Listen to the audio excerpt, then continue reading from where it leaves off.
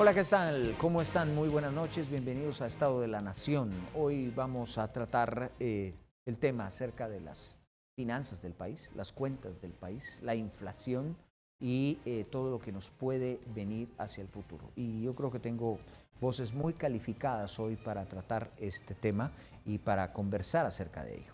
Sé perfectamente que cuando se habla de temas que tienen que ver con la economía de nuestro país, pues a mucha gente no le gusta, a mucha gente no le gusta oír los números, no le gusta escuchar la relación que hay, por ejemplo, entre los precios y el presupuesto y muchas otras cosas más.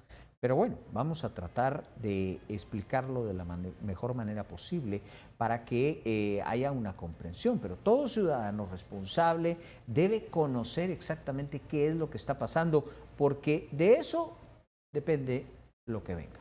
Y para la plática de hoy está con nosotros el economista, analista del CIEN, David Casasola, y también está con nosotros el analista Edgar Ortiz, y a los dos les doy la bienvenida. Muchas gracias de estar acá con nosotros. Bien, licenciado Casasola, ¿cómo ve la situación del país? Yo vi dos cosas significativas, pero usted tal vez me puede explicar esto. Ve uno toda Latinoamérica y sin embargo me llega una gráfica.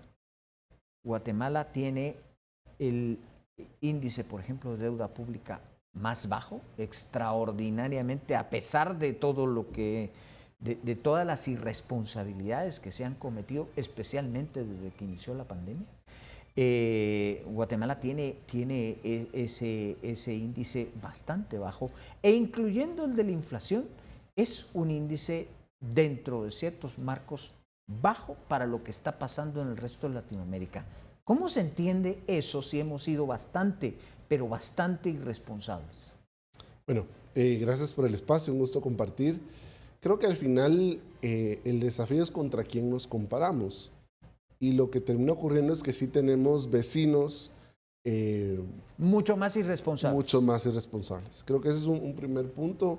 Segundo, también hay que reconocerlo. Cuando comparamos el tamaño de nuestro gobierno, aunque hoy quizá no estemos muy contentos, no estemos satisfechos de políticamente cómo se han hecho muchas negociaciones relacionadas con presupuesto, es un gobierno pequeño en relación al tamaño de nuestra economía. Entonces, eso termina implicando el por qué de alguna forma, cuando vemos diferentes rubros, cuántos invierten en educación en relación al PIB, cuántos invierten en salud, o mejor digamos gasta, porque al final la inversión es otro tema donde ahí sí no hemos ido muy bien, pero ahí terminamos siendo un país donde no tenemos los mismos tamaños, dimensiones y proporciones que tienen otros gobiernos. Ahora bien, también hemos sido muy conservadores, le hemos dado bastante importancia a la famosa estabilidad macroeconómica, y eso es lo que ha hecho, dejando de fuera lo que pasó en la pandemia, porque lo de la pandemia es otro tema, pero los candados que se le pusieron al Banco de Guatemala de no usar la famosa maquinita para imprimir y financiar al gobierno,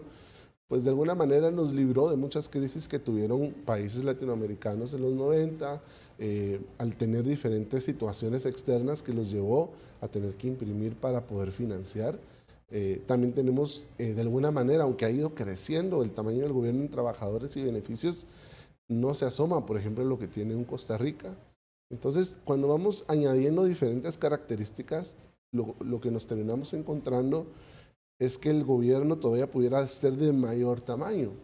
Pero no lo digo en voz alta porque sería... no nos escuche. Sí, no lo digo en voz alta porque sería una mala idea, porque al final cuando uno empieza a analizar esas tendencias crecientes que ha tenido el gasto y uno ve los resultados, uno no termina de conectar los dos elementos. Entonces, al final sí sería muy arriesgado a la dinámica que hoy vemos empezar a promover que Guatemala todavía tiene margen de endeudamiento, margen de más gasto, si cuando hay algunos excesos en saldo de caja, lo primero que se sale a hacer es a aprobar diferentes destinos en donde no hay una fiscalización muy clara y en donde no existe un beneficio muy claro, contundente, de largo plazo que va a recibir la población por un endeudamiento que eventualmente le va a tocar pagar. Parte de esa irresponsabilidad han sido los últimos presupuestos del Estado, los cuales han crecido desmesuradamente, a pesar de que pues estos han tenido una suerte enorme, porque no sé a qué atribuirlo, porque también el nivel de captación de impuestos ha sido histórico. Hay que decir que histórico, no se había visto semejante cosa en muchísimos años en este país. Y en lugar de comprimir un poco el presupuesto para cerrar la brecha del déficit, no, lo amplían. Se rumora ya de un presupuesto de 112,000, que no suena descabellado porque ya tenemos con las ampliaciones prácticamente eso. ¿Cómo lo ve? Bueno, con cierta preocupación. Claro, como explicaba muy bien David, no estamos comparándonos con los peores de la clase, ¿no? Entonces, en cierta medida no estamos en el club de los peor portados, pero comparándonos con nosotros mismos sí estamos haciendo cosas hoy que no habíamos hecho en el pasado. Y un poco en ese debate de fiscalidad, ¿no? De cuántos recursos tiene el gobierno, siempre le digo a todos, no se olviden de 2020. 2020 fue el año donde el gobierno tuvo el presupuesto más alto probablemente de la historia del país. Definitivo. Y los resultados no fueron buenos, ¿no? Entonces no es un problema de presupuesto, no es un problema de fiscalidad, es un problema más grande, que no se resuelve cobrando más impuestos. Dicho eso, hay que decir que la economía se ha recuperado rápido, pero también hay que decir que las remesas han contribuido muchísimo a ese dinamismo, ¿no? Estamos viendo niveles de remesas altos, eso ha sido una bendición para la economía nuestra. Pero del lado del gasto público, el problema que yo veo es que obviamente el presupuesto es un mecanismo, obviamente, de política pública en teoría, pero también de negociaciones políticas en la mesa, ¿no? Y creo que eso ha sido lo que hemos visto en el 2022. Lo que estamos viendo es un presupuesto que sirve para aceitar esa alianza de 12 bancadas en el Congreso, que hay que, digamos, poner de acuerdo a mucha gente. Y yo creo que el gran tesoro del presupuesto se cocinó en junio. El 1 de junio se aprobó un decreto que ampliaba el presupuesto, que le daba más dinero a los consejos departamentales de desarrollo, es decir, dinero directamente a los alcaldes y diputados regionales. Y creo yo que hay todavía una llavecita más interesante en ese Y a todas las empresas que dependen de ellos, que son de ellos para hacer negocios. Exactamente, que sabemos que hay muchísimas empresas vinculadas a diputados, a alcaldes, y que luego sirven un poco de colchón para la campaña. Y en esa ampliación se dejó un golazo que metieron ellos, que para mí es inconstitucional, pero ahí está, que dice, el dinero que no nos gastemos en 2022 de los consejos de desarrollo departamentales se va a correr para el 2023. Quiere decir que en 2023 vas a tener el presupuesto entero para consejos de desarrollo más lo no gastado en 2022. Y oh sorpresa, estamos en agosto y creo que han ejecutado el 23%. O sea, va a quedar un bolsón de dinero grandísimo para la época a nivel de local campaña. para época de campaña. ¿Cuándo vamos a pagar esa factura? Porque pues ahora se ve muy halagüeño todo, pero ¿cuándo vamos y de qué tamaño va a ser la factura? Yo creo que ese es uno de los temas que hace que al final sea muy difícil hablar de este tema a la población, porque los beneficios se concentran, ya Edgar mencionaba bancadas, ya mencionaba empresas, contratistas, pero los costos se diluyen y lamentablemente se diluyen inclusive a nivel generacional. Entonces, interesantemente este crecimiento que tuvo la SAT en la recaudación también viene de algunas innovaciones que han ido haciendo, como la factura electrónica, el poder tener ya la capacidad de hacer cruces para tener un poco más de vigilancia, pero eventualmente hay que pagar la factura. Hay nuevos impuestos que en algún momento van a tener que ser creados, porque como se ve hoy la dinámica, se ve muy poco creíble que lo que vaya a empezar a hacer, que es lo que hemos abogado nosotros de responsabilidad fiscal del lado del ajuste de los gastos, es del lado de la recaudación y de los impuestos. Ahora, estamos en tiempos inflacionarios a nivel mundial. ¿Qué significa eso? No va a ser el mejor momento para los que se endeudan, porque las tasas de interés están subiendo, no solo para privados, sino para públicos. Guatemala históricamente ha tenido un presupuesto deficitario y el gran problema es que ahora ya llega a tal nivel que ni siquiera si viene y dice, miren, este año no puedo pagar deuda, voy a salir con lo que tengo para los gastos de funcionamiento. Ya ni siquiera salimos, eso se llama déficit primario, para salir con nuestros recaudación para pagar los gastos de funcionamiento. Entonces, eso eventualmente lo que va a significar es más impuestos, más creatividad para venir y tener elementos para generar esta percepción de riesgo.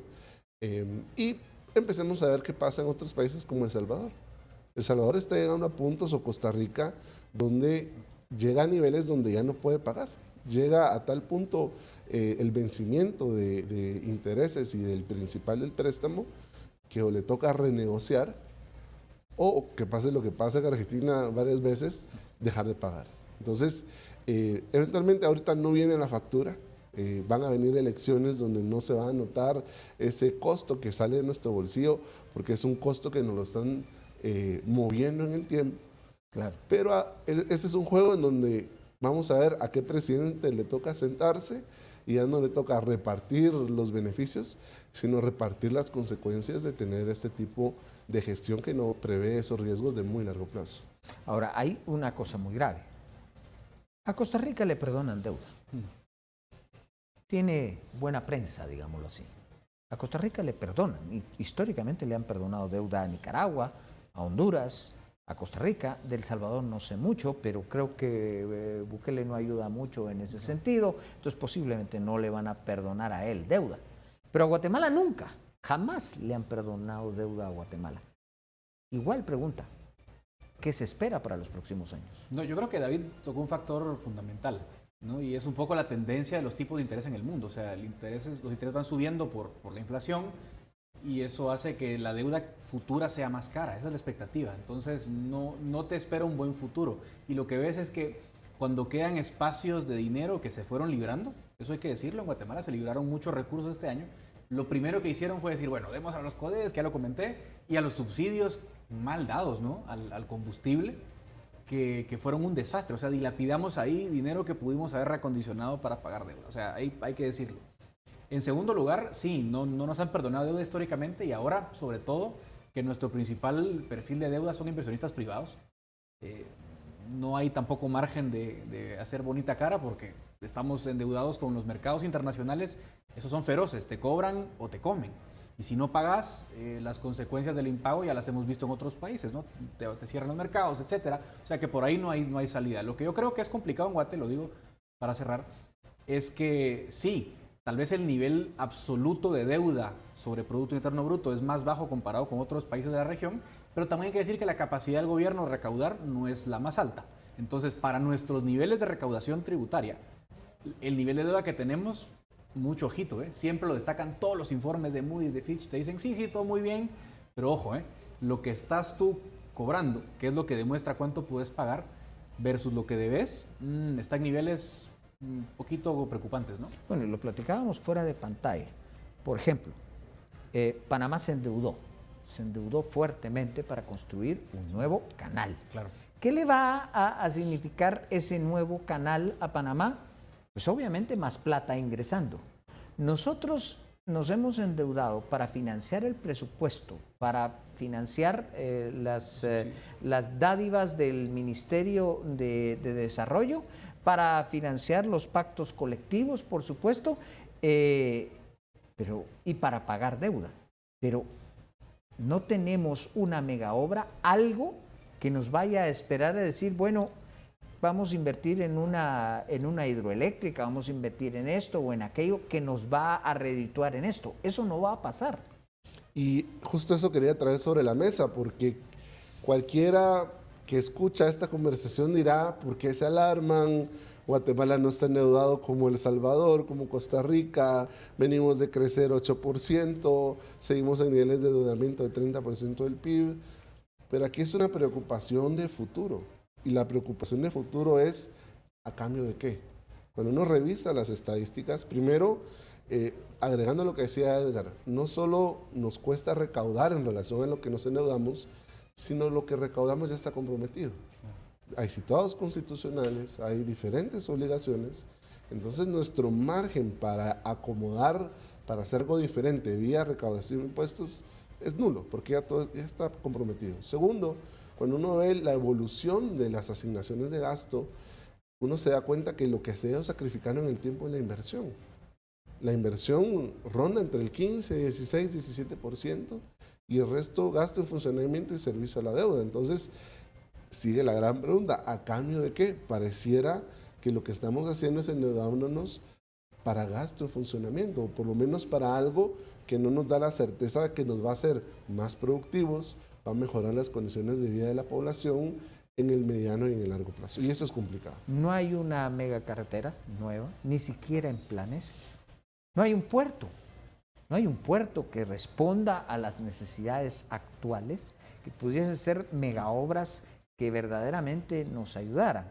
Y en el campo eléctrico tampoco la situación viene tan halagüeña. No, y aparte todo mal, porque además en el sector eléctrico, donde los privados son el motor, por decirlo así, de la inversión eléctrica, tampoco tienen condiciones para invertir, porque están con conflictos, sin certeza jurídica, sin infraestructura. O sea, es todavía más grave, ¿no? Porque no solo lo público no invierte, sino que los privados que sí lo hacen tampoco tienen condiciones. Y la parte de la infraestructura es vergonzosa. Que se aprueben 3.000 millones de quetzales de ampliación, que fue lo que se le dio este año al Ministerio de Comunicaciones, a poner baches, es que de verdad que es un insulto a la población. O sea, cero visión. Eso es un poco la crítica también cuando se habla de presupuesto, porque el presupuesto al final se supone que como concepto, ¿sí? es un diseño, ¿no? De a dónde queremos ir. Y en la práctica aquí simplemente es doy aquí, doy aquí, doy aquí, doy aquí. Y en parte no hay un gran proyecto, no solo de infraestructura, sino tampoco de país. El hecho de que el presupuesto en los últimos años, eso también hay que comentarlo, el rubro que más crece son salarios. Es que lo que estamos viendo es que el Estado simplemente se está convirtiendo en un ascensor social, ¿sí? Un elevador social. O sea, uno quiere salir de la pobreza, lo que va a hacer es buscar un amigo diputado, un amigo alcalde. Bueno, por eso participan en política tantos. Y ese es el gran problema, que lo que no estamos viendo. Además estamos degradando el servicio civil, porque lo único que estamos haciendo es convertir todo el aparato estatal, todo el recurso humano, en una moneda de cambio. Entonces tenemos dos problemas. Primero, te sube el gasto un montón y lo comprometes, ¿sí? O sea, nos quedamos comprometidos a pagarle un montón de gente salarios, uno no sabe muy bien para qué. Y segundo lugar, degradas la función, el servicio civil, porque la gente que estás contratando no la estás contratando para, no sé, porque faltan médicos o porque faltan maestros, lo estás contratando para pagar favores de campaña. Entonces te vas a quedar con un grueso de población que te cuesta mucho dinero y que no te produce ningún servicio público. Cuando vemos esta situación, pues hoy ya la inflación va, como lo habíamos platicado, va por los 8.36. A corto plazo, ¿cómo vamos a terminar? Por ejemplo, este año, ¿cómo podría terminar? Bueno, ¿podríamos llegar a los 2 dígitos? Habrá que ver. De pronto no explotó el precio del petróleo internacional como hubiese sido un escenario muy caótico. De alguna manera se ha ido conteniendo por los mismos efectos que puede tener la reacción de los bancos centrales al subir las tasas de interés para contener la inflación. Entonces, eso de alguna manera ya hay cantos de sirena en Estados Unidos sobre que eventualmente el mercado laboral, que es lo que ha contenido toda la crítica hacia la recesión de estos ya 3 trimestres donde hay de crecimiento, y esa expectativa hacia la baja ha contenido los precios de petróleo. Entonces, yo no auguro doble dígito. Pareciera ser que de alguna manera han habido acomodos. Ya Rusia le permitió a Ucrania empezar a exportar algunos granos que tenía de alguna manera detenidos. Pero yo sí veo un tema muy importante a la hora de reflexionar sobre el salario mínimo. Porque eso va a requerir un esfuerzo de examinar los criterios muy detenidamente y puede tener efectos inmediatos, no solo con la que hablamos del presupuesto, sino con la capacidad de generación de empleo y sobre todo muchas industrias que ahorita están en el margen, donde están a punto de decidirse por tecnificar e incorporar más tecnología, más máquinas o seguir generando empleo. Entonces, creo que sí va a estar muy interesante esta conversación que se va a tener a finales de año y sobre todo porque ahora se va a hablar de una fijación por diferentes actividades y regiones a nivel de país. Creo que por ahí puede venir una implicación muy importante. Y por otro hay que tener claro que al final el IPC, 441 productos, 12 categorías, pero la carestía en el costo de vida ya el guatemalteco apenas está sintiendo. Entonces yo sí creo que es importante ir midiendo las aguas y los sentimientos, porque eso crispa los ánimos y habrá que ver qué mensaje se manda a partir del comportamiento y la mesura de los políticos que están pues enfrentando otro tipo de condiciones que a veces parecieran más cómodas y no ver la situación que está teniendo su pueblo. Bien, es momento de hacer una pausa, pero regresamos en unos instantes con nuestros entrevistados.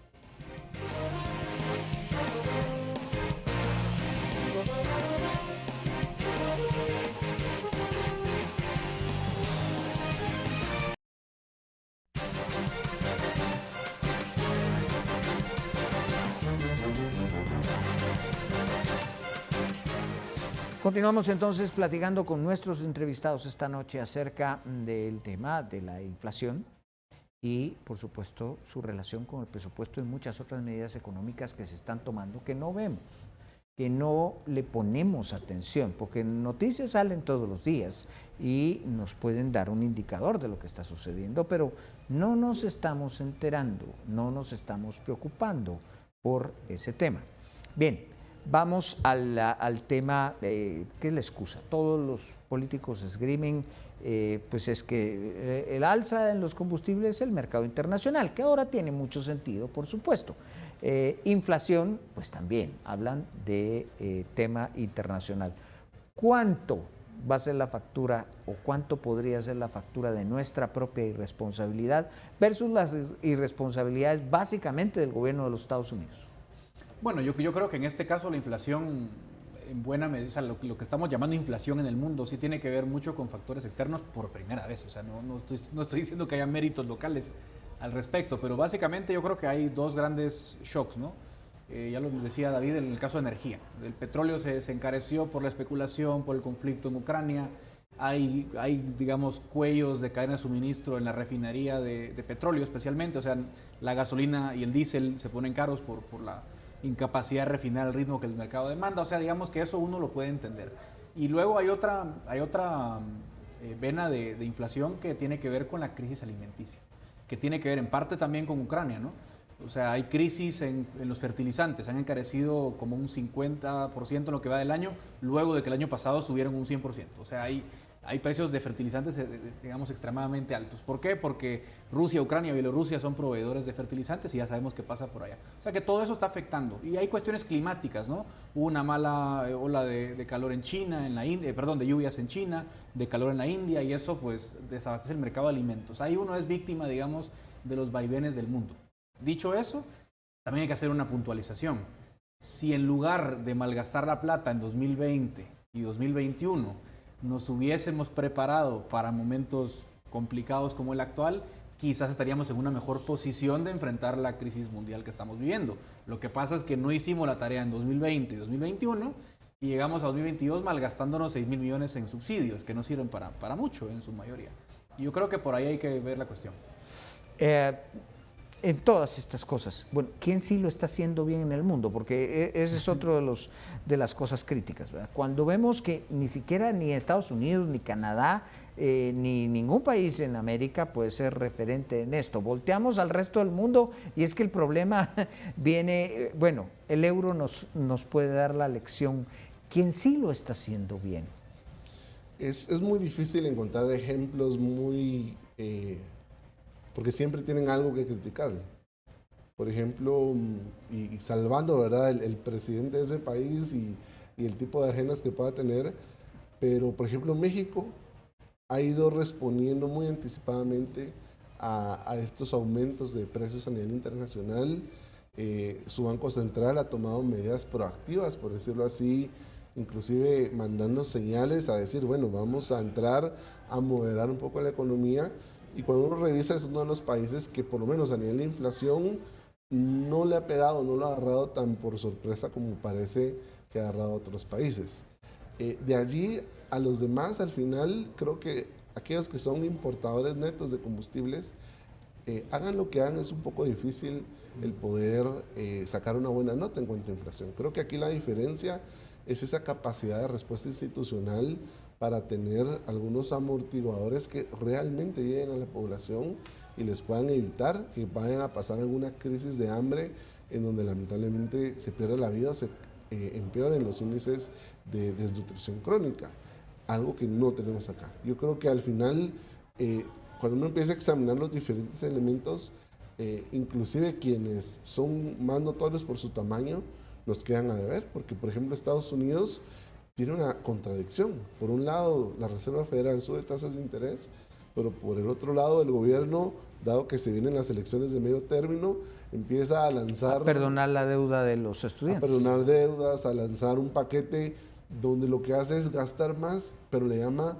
una ley antiinflación. Entonces uno dice, ¿aquí qué está pasando? Ya todo es demasiado político y estamos dejando por un lado los fundamentos y estamos queriendo llamarle o reinventando nombres, queriendo esconder lo que en realidad está pasando. Nuestras minitas de oro, las remesas, el crecimiento inmobiliario en el país ha sido bestial en los últimos 2 años. O sea, el crecimiento en infraestructura privada en el país ha sido impresionante y ha constituido 2 amortiguadores, pero espectaculares a lo que podría estar pasando. Pero eso va a continuar así. Las remesas van a seguir así, creciendo. Ese es el problema. No depende de nosotros. Y un poco hacia donde yo iba a reflexionar antes. Al final todos los acontecimientos lo que terminan haciendo es evidenciando nuestras falencias, nuestras carencias. De alguna manera Guatemala se ha sostenido económicamente porque estamos cerca de Estados Unidos, porque tenemos personas que a pesar de los riesgos migran y mandan remesas, porque tenemos población que todavía es joven y necesita vivir, comer, buscar dónde hacer crecer su familia, pero son elementos que tienen un límite, porque al final lo que termina pasando es que las remesas no dependen de nosotros, depende del crecimiento de esa población que migra, de las políticas de Estados Unidos. Segundo, todo el tema inmobiliario, ya puede pasar muchas cosas que pasan ahora en Estados Unidos, y es que ya hay un grupo de la población que simplemente no va a poder pagar, porque no tiene la capacidad de acceder al tipo de infraestructura que se está desarrollando. Habrá que ver qué pasa con esta ley de vivienda que se aprobó. Al final, ¿qué resultados tiene? Si podemos al final ver que cumplió el objetivo que dijeron que iban a tener de dar vivienda a grupos que se están quedando fuera, pero al final son motores que tienen muy poca duración, y con eso termino. Se nos está yendo el tren de la generación de empleos masivos de no mucha calificación de mano de obra. La tecnificación, el avance de la tecnología, ahora los mismos call centers ya tienen bots que pueden reemplazar llamadas muy básicas de los call centers. Entonces ese tren ya está zarpando, y aquí el gran desafío es qué oportunidades económicas damos a la población. Bien, tenemos apenas segundos para una conclusión de ambos. No, yo creo que hay que tomarse en serio el problema presupuestario en Guatemala. Creo que llevamos mucho tiempo hablando de otras cosas, pero no nos hemos puesto a hablar de la calidad del gasto, de los riesgos que conlleva el nivel que llevamos, de los riesgos que conlleva seguir engrosando las filas del servicio civil simplemente de pago de favores. Y creo que es momento de tener discusiones un poco más profundas sobre el futuro del país, sobre la política pública que vamos a querer para nosotros, y sobre también las herramientas de transparencia y calidad del gasto, que yo creo que es una discusión olvidada. O sea que creo que por ahí va la cuestión. Creo que es un tema de futuro, creo que es un tema de un plan de un poco más plazo que el próximo año. Lo que hoy vemos es pan para hoy, hambre para mañana, lamentablemente, y es importante mover la discusión, no por nosotros, sino por nuestros hijos y por nuestros nietos. Es importante obligarnos a tener esta conversación, porque ellos van a ser quienes van a pagar al final la factura de lo que hoy nos estamos gastando. Bien, muchas gracias a ambos. Muchas gracias a nuestros invitados, el licenciado Edgar Ortiz, el licenciado David Casasola, muy amables por haber aceptado la invitación de Estado de la Nación. A ustedes les digo, pasen una buena noche, pásenla bien.